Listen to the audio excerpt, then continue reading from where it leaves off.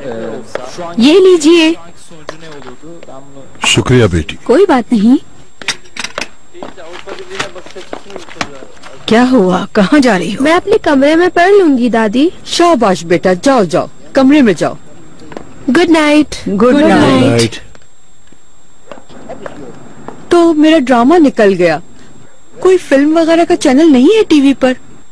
बाबा film नहीं देखते अम्मी। उफ, अब हमें भी खबरें देखनी पड़ेंगी। तौबा, क्या मुसीबत है।